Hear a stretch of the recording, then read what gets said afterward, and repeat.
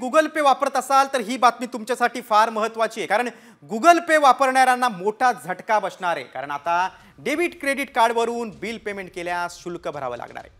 या निर्णयामुळे आता वीज, गॅस यासारखी युटिलिटी बिल्स भरणाऱ्या ग्राहकांना आता प्रोसेसिंग फी द्यावी लागणार आहे. एकूण व्यवहाराच्या 0.5 ते 1% शुल्क आकारलं जाण्याची शक्यता आहे.